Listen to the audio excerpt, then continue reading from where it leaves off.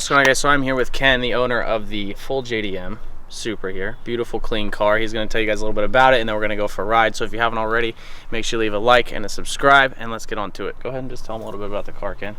Yeah, well, it's 93 Jdm right-hand drive GTE, which is twin turbo, and it's a V160 car. It's my fourth Mark IV Supra, and really it's about the time to start building it. So Aslan was nice enough here to take a video before I start tearing into it and give you a little before and after. Yeah. And actually one of the first things I just did was 4-inch exhaust all the way back, so we're gonna get a little sound clip. So. Yeah, you guys will hear that when we go on the test drive. But go ahead and just walk them through a little bit of like the interior stuff you've done and the wheels and what you've done to it so far. You said you put an exhaust on it. Yeah, so it's pretty much stock for the most part. I put a Series 2 steering wheel on it. I have the Stu Hagen TRD gauges that are in there, and they've been converted over so I can read miles per hour. And then it has the Defi Pro gauges. Like I said, the Series 2 steering wheel, which is 97 and up. And then put a double din in. Has Boston acoustics all the way around for speakers, but it's pretty much stock. Besides that, I kind of like the OEM Plus look. But for body, has Work Emotions KIs, 18 by 9s and 18 by 10s, front and back. Has a C-bond lip, which I've already managed to scrape, because that's kind of what they do. Drilled and slotted rotors. Had 4-piston calipers, the OEM optional 4-piston calipers for the Jdm Supras, which were standard equipment for the USDM. And then I also have them for the rear, which I'm about to throw in. But a lot of big plans coming down the road for this thing. So you prefer OEM Plus? Absolutely, everything's gonna be OEM Plus except for the driveline. Right. And as far as the modifications you're doing to it after this? Yeah, so I'm gonna pull out the V160, which is a really sought after transmission, and I'm gonna go with the Auto A340 built transmission with a big converter. I was thinking about the T56. My last Supra had a T56 6-speed. Really, shifting's not winning, so I really just want to shut everyone up and just have this thing just stupid fast. Now the transmission's for sale, correct? Yeah, transmission's for sale. Right now I have it posted for $7,000, which is really cheap considering it comes with the drive shaft and the tripod and the cross member and everything. But now what about the taillights here? So those are Pro Spec. It's a company out of Australia. They made those. They're LED taillights. Call them the LED rings. They're okay. I'm kind of OEM. I also have the Jdm rear bumper garnishes that go around the plate, the sides of the plates. Right. Those are an option in Japan. Pick those up. I think there's a TRD thing, but I just like the way they look, kind of separated from the other Supras. But that's pretty much it. It's pretty much factory besides that. Do you mind popping the hood real quick? Yeah, it's really nasty and okay. There because again, I'm about to start my build. I also put Series 2 headlights on it. You notice there's a black housing versus the chrome housing. Right. The Series 1 didn't have that. So, but pretty much bone stock. It has a Mishimoto radiator, and then it has powerhouse racing pulleys, PHR oil pump, shimmed oil pump, and then HKS blow-off valve. Then the HKS intake, but besides that, it's bone stock. It's ready to be. So you feel like you've enjoyed it, how it came, sort of deal? Yeah, I've had, like I said, I've had 4 before, and I've always been waiting to pull the trigger to rip one apart. But it's just everything has a super tax, so it's so expensive to do it. Right. So yeah, now's the time to, like I say, blow a bunch of money and make bad financial decisions. So what exactly motor-wise are you doing? Everything. So you're doing a big single turbo to it? You're building out the motor, correct? Yeah, so it's going to be ETS kit, 76 millimeter turbo, sending the head to head games, and then yeah, it's going to be a tubular manifold with 1.5-inch runners, and yeah, 2200cc injectors and big plenum intake. Not sure on brand yet, but AEM EMS. So ballpark horsepower when you're done with it? Oh, over 1,000. But then, I guess I want to be like the so you mediocre. You want to have 1,000 horsepower Supra. Over, yeah, basically, yeah. I just don't want to be that guy that's like, oh, every Supra owner is 1,000 horsepower, but you know, that's what I want, so that's why I bought it. I mean, given it's relatively easy to do, I mean, it's kind of a no-brainer, I guess, right? Yeah, as long as you have the money, I guess. Yeah, yeah. Okay, well, I've never personally ridden in a Supra before, so we're going to go ahead and get inside of it, and that way you guys can get an exhaust note, get a feel for the car. So let's go ahead and get in there. So Ken offered me the opportunity to drive this thing, which is both a blessing and extremely nerve-wracking, so we'll see how this goes. Cool. Okay, so gears. Where am I at here? Yeah. So, oh yeah, so like I just put in a new first. shift. No, first over here. Oh wow, that's awesome. So just like a normal car. First. Yep. Well, it's just my left hand isn't used to doing anything. Because for reference, this is right-hand drive, so my left hand is normally steering. So second. Oh, okay. Yep. Okay. I don't think it'll be an issue. This is one of my bucket list vehicles, so this is very exciting for me. So And your e-brake's up. I appreciate it. Yeah. Come on. Slow down on the clutch. Now let it out. Okay, that's rough. Yeah, just be careful because you're Yeah. on that side. Okay. Yeah, so the cat, it doesn't have much of an ease point. No, it's kind of like a switch. Okay, so I've installed, so we're off to a good start. Yeah. Oh, okay. I'll just keep it slow around here. There's so many neighbors. Okay, so it's not that bad. I was thinking it needed a lot more gas. No, it's not. That was my issue, because I thought it needed a lot more go pedal than it seems to need. Yeah, I appreciate this. This is quite the experience. No problem. It's my first right-hand drive as well. And it's not nearly as weird as I thought it. Nah. It's really not. I feel like it's kind of. You just gotta be careful. Don't get too close. Yeah. All right. I was just about to say it's easier to like gauge where the side of the road is. Yeah, you definitely drift from side to side. It's a little bit. Oh yeah, that's the only thing that's different is the stalks are on the opposite side. So which way do you want to take it? I'd here? go up that way, away from like. From society. Yeah, exactly. Come on. You got it. Just let off a little slower. Not bad at all. Jesus. Not bad.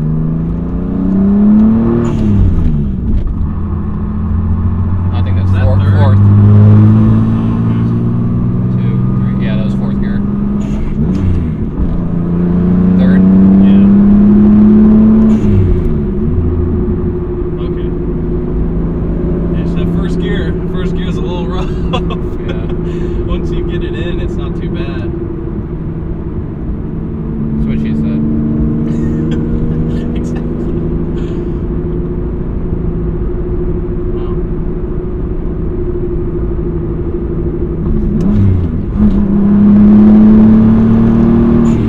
Kind of feel like it should be digging in boost, but really with the exhaust and it not tuned properly, So it how just. big of a limp mode is it? Like how if you could put it into a percentage, how down on power is it?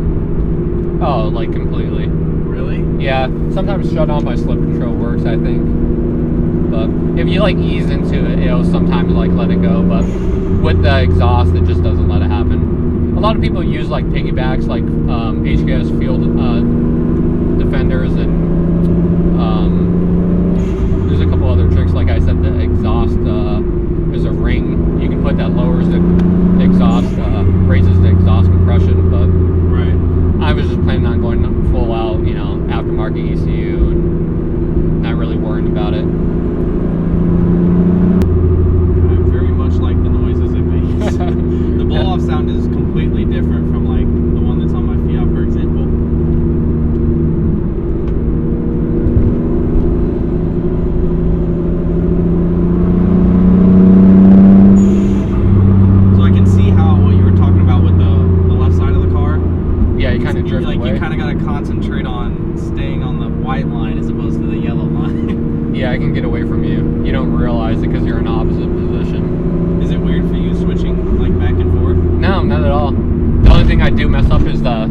wiper and the headlights are on opposite stalks.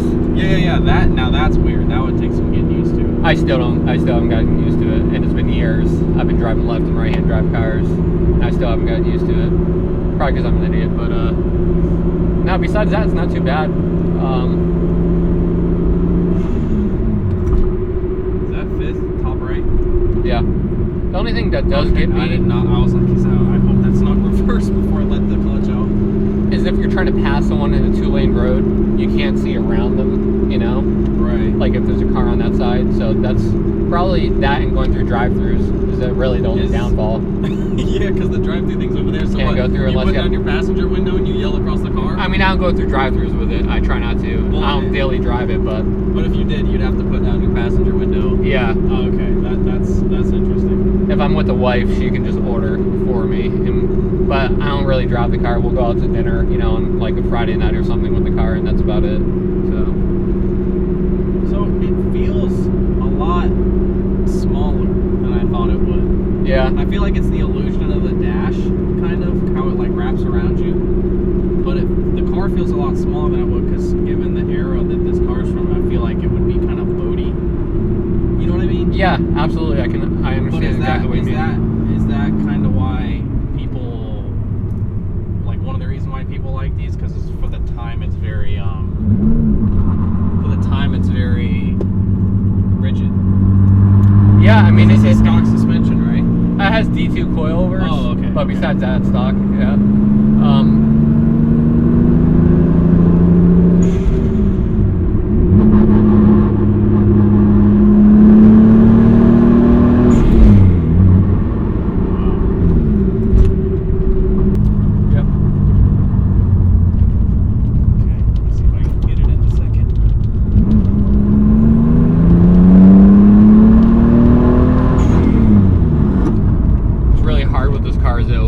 Get away from you if you're not like paying attention. Yeah, that's how the M3 is.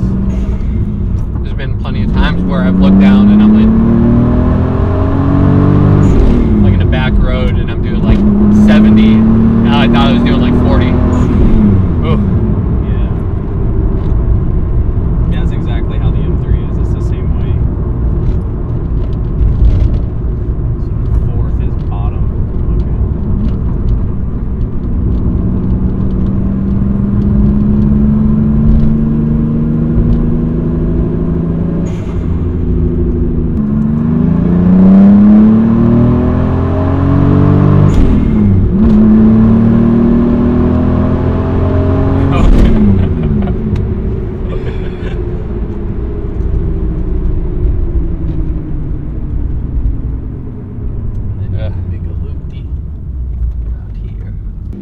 So it's 4-inch titanium you have on here, huh? No, it's stainless steel.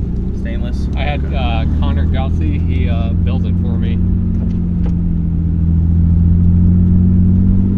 This handles twin turbo Coyote. Oh, wow. Yeah. So I imagine that's quite the... He's a local fabricator. He's a really good guy.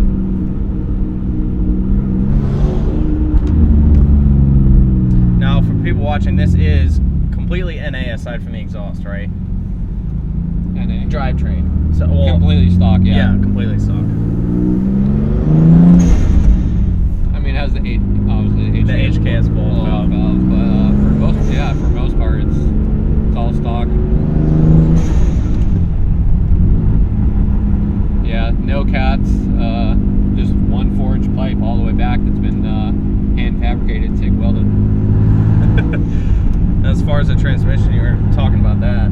So yeah, you'll notice it's definitely a lot louder than the average transmission. It's just because of the clutch, it's unsprung ORC, Right. Twin disc. So it definitely chatters, which is completely normal. Right. Raw bearing, all that. A lot of people aren't used to that, but if you want to control the power, you know, you're gonna need something a little bit beefier than stock. So I imagine you're going to keep that clutch once you do the modifications you're going to do to the car. So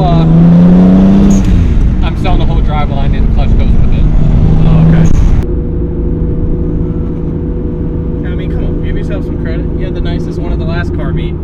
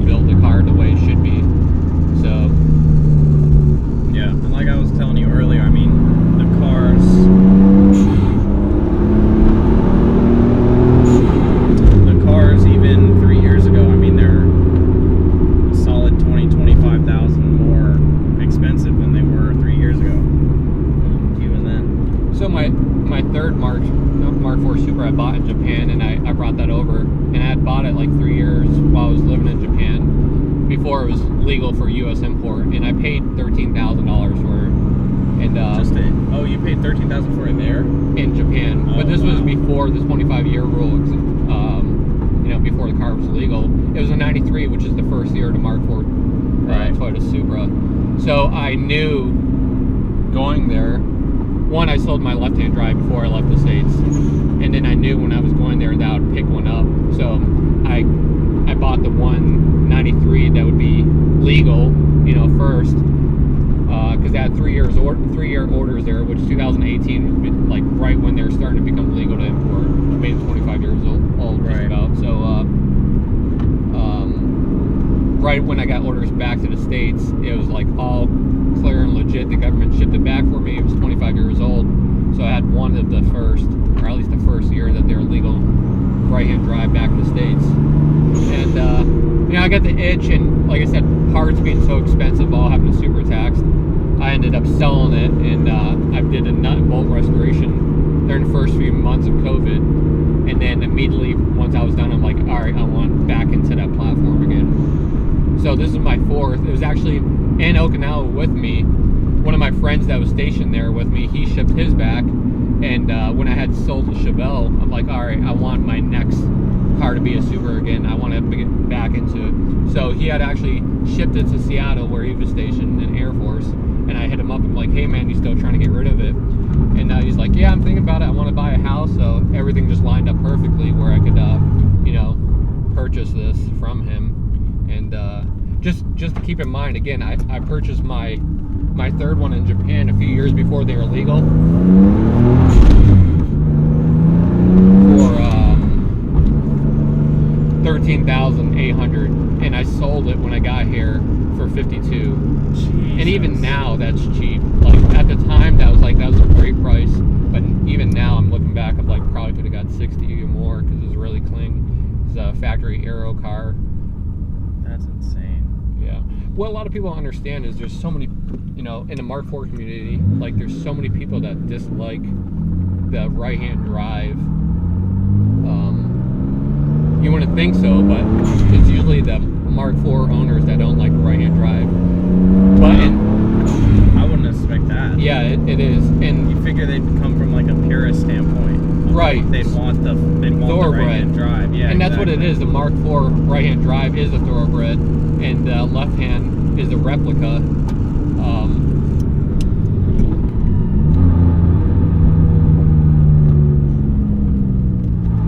But there's a lot less left-hand drive Supras made. There's about 10,000, a little under 10,000, as opposed to the right-hand drive. There's under 40,000. So there's a lot more of these. So that's why the left-hand drive usually pull larger numbers. So where's it at, sitting at horsepower-wise now? It's probably somewhere around like, I don't know, 340 stock. So. Oh, okay. Never done anything like that. Of course, it's 25 years old, 26 years old, so you have those little creaks and cracks in the interior. Yeah. I actually think that's my head unit making that noise. Oh, really?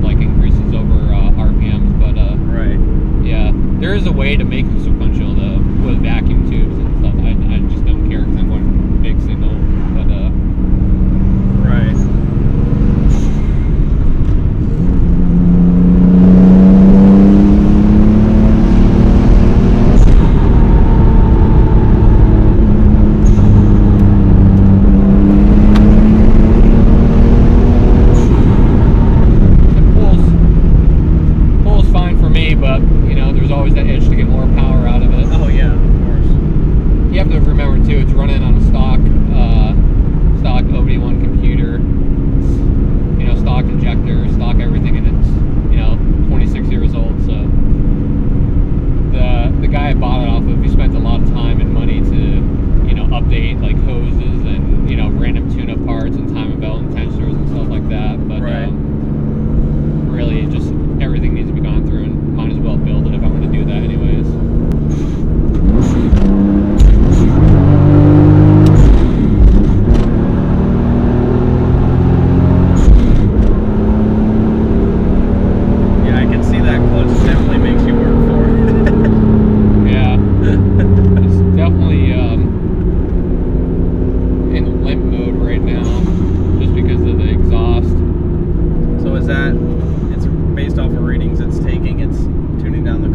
Yeah, because it's running so rich. Exactly. Right. It doesn't like that exhaust. A lot of people like take it right here. It's a nice curvy road. a lot of people confuse the stock ECU by putting in a restrictor plate when they put it in a larger exhaust. Right.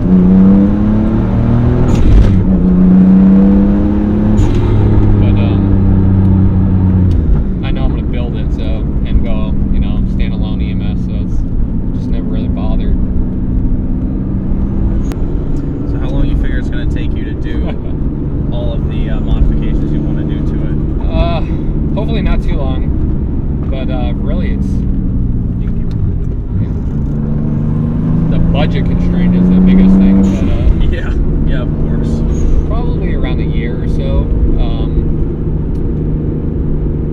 I'm sure they'll hit a few snags along the way with fittings and stuff. A lot of people would like how I'm going to bypass the water and then some of the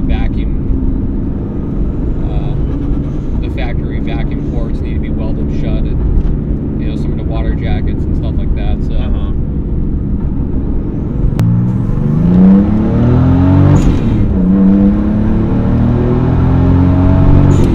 Yeah, just boost cut the whole time.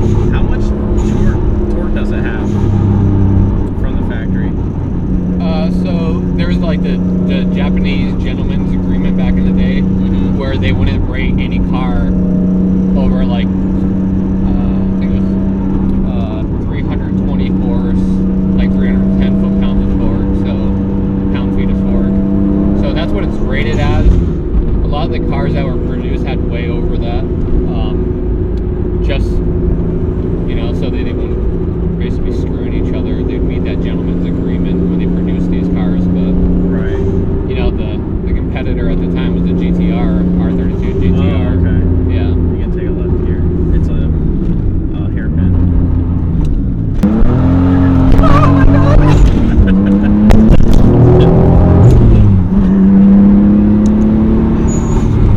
Breaking the rear wheels loose. Someone's trying to give me a heart attack. I saw it coming, at least. Cops would be here. So is this your favorite car then, Ken? Yeah, absolutely. It's taken me 4 cars to realize it. You said this is your 4th one? Yeah, this is my Yeah, 4th Mark okay. IV. Yeah. And all of the ones you've had are black? I had a silver one, but all the other 3. Black is actually the most common color. Okay. So, but this is my first GTE, which is twin turbo and 6-speed. I've had a twin turbo auto, I've had NA auto, and I've had NA 5-speed, so I've had like every variant. But this one's your favorite one so far? This is my first Supra GTE. e conductor. Yeah. Well, I appreciate you letting us take a ride in it. Yeah. Yeah. And Hopefully it wasn't walking too everyone disappointing. everyone around the car. No, it's so clean, so clean, and it's my first ride in a Supra, so I appreciate it a lot Cool. as Yeah, well. had fun. But if you guys want to buy a transmission out of this thing, make sure you hit him up. I'll put his Instagram below. You can go ahead and follow him there, message him there for any inquiries. And then, are you selling anything else off the car? Are you gonna be selling any of the parts you take out of the car? Yeah, if you're looking for factory parts, I mean everything's going. So Yeah, so if you're looking for factory parts for a Supra, hit him up. He's the Supra connoisseur. So his Instagram will be below. And if you haven't already, make sure you like, subscribe, and I'll see you guys in the next one. I'll throw the